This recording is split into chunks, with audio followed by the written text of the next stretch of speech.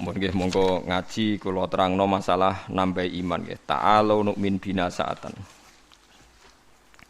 Dados Imam Bukhari teng kitab Kitabul Ilmi niku ngikayaken dawuh Mu'ad niku sahabate Kanjeng Nabi sing ahli Quran.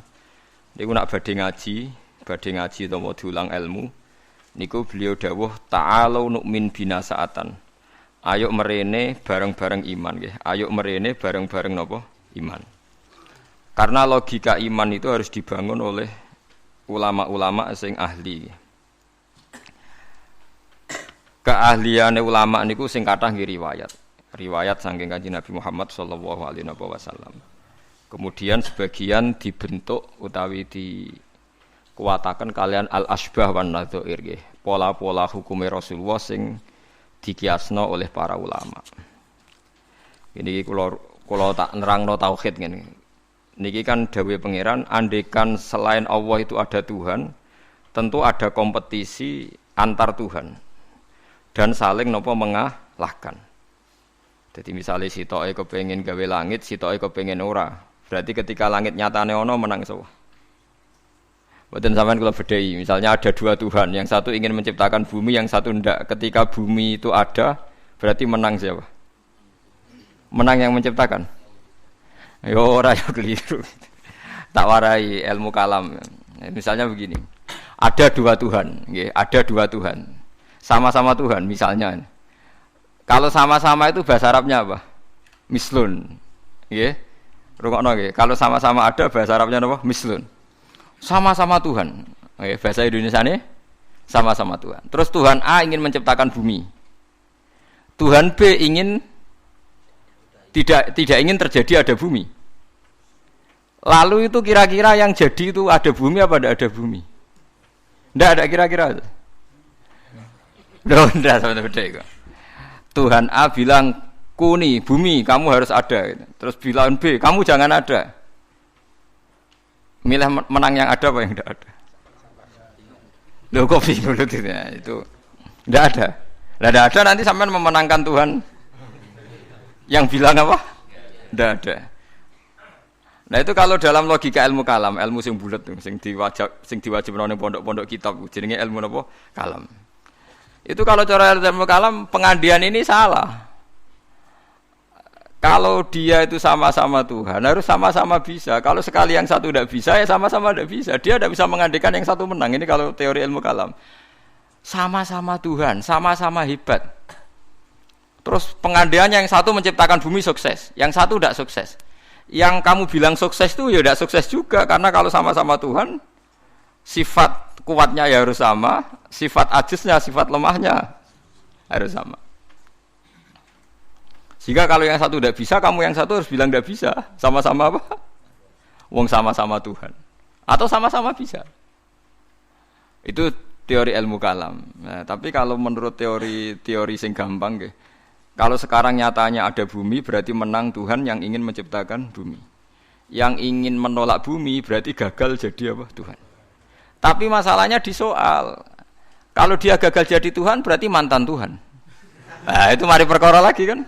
Nah, makanya ini hanya pengandaian, yaitu ruwete ilmu kalam. Itu hanya pengandaian. Artinya pengandaian karena akal manusia itu terbatas, diberi rangsangan, pengandaiannya begitu. Nggih, tapi sama-sama enggak mungkin kan? Ada dua Tuhan, yang satu ingin menciptakan bumi sukses, yang satu enggak, berarti yang satu gagal jadi Tuhan. Berarti Tuhan pernah dua, cuma yang satu sudah kalah. Lah nanti kalau itu kamu pakai, ada teori baru, nanti ada Tuhan berikutnya yang mungkin lebih canggih. Nah, itu repot kan, nah, makanya itu kan repotnya belajar ilmu kalam itu resikonya tinggi. Lah sampean tak warai, ra usah belajar tauhid sing ruwet ngoten, tak warai nganggo model Quran. Dan ini mudah sekali, siapapun bisa. Nak ra iso ya kafir, wong tauhid kok keliru kan kafir. Niki mboten urusan salafi, kalau lah ngukumi kafir, nek niku tauhid kok ora iso berarti kafir. Ini sampean kula bedheki ya. Ini saya megang pulpen ya. Terus ini saya megang amplop. HP mohon HP. Kan enggak ada suaranya nanti kalian. Ini pulpen ya, wujud. Mboten niku ruwono, ini pulpen wujud. Ini HP wujud ruwono. Terus ini saya benturkan. Suara ini wujud apa enggak? Wujud. Nah, ketika HP dan pulpen ketemu, bahasa Arabnya apa? Ijtima, kumpul. Ketika saya renggangkan, Pisah. Kumpul sama pisah ini wujud apa enggak? Yo keliru. Kumpul sama pisah ini sesuatu yang wujud apa enggak wujud? Enggak wujud. Yang ada itu pulpen sama HP. Kalau ditempelkan orang bilang itu kumpul, kalau dipisahkan orang namanya pisah. Sekarang kumpul sama pisah itu ada ainnya enggak, ada fisiknya enggak? Enggak, itu disebut amrun i'tibariyun. Seperti saya ini punya bapak namanya Kiai Nur Salim. Kiai Nur Salim punya bapak namanya Mbah Nur Sam misalnya. Itu juga tidak wujud.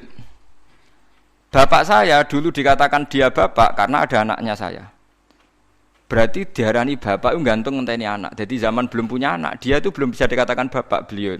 Bareng dua anak iso diarani bapak.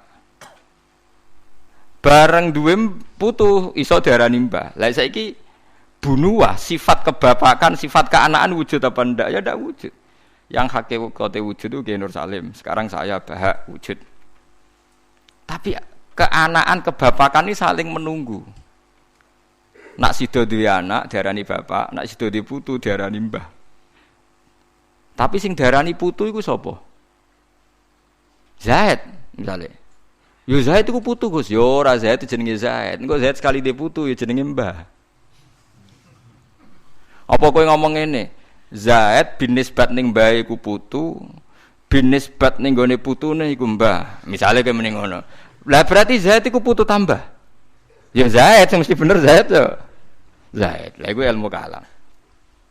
Lah mulane nak Nabi Isa iku pangeran, berarti donya iku pernah lama ndak punya Tuhan karena Tuhannya lahir apa? Kemudian.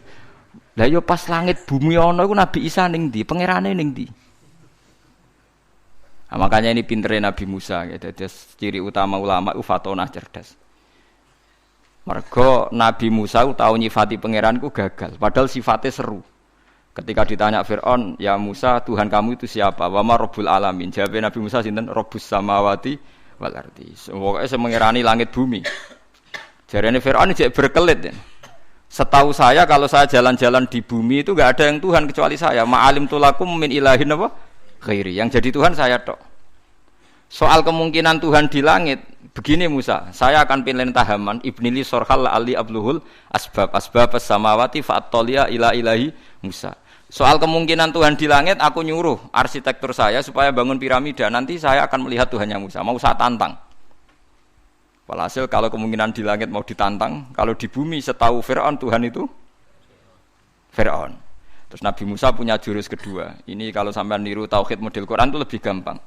Rabbukum wa rabbu abaikumul awalin. Yang menuhani mbah-mbah kamu dulu. Itu separuh pengawal Fir'aun langsung mukmin. Kalau Fir'aun itu Tuhan, berarti mbah-mbahnya dulu ada itu tanpa Tuhan. Karena Tuhannya baru lahir apa? Kemudian. Itu terus, nah ini pentingnya hujah. Separuh kaumnya Fir'aun itu menyimpan imannya karena kalau Fir'aun Tuhan tidak masuk akal. Wong mbah-mbahnya dulu-dulu ada. Berarti kalau Fir'aun Tuhan, mbah-mbahnya dulu tanpa apa? Tanpa Tuhan. Nah itu hujah.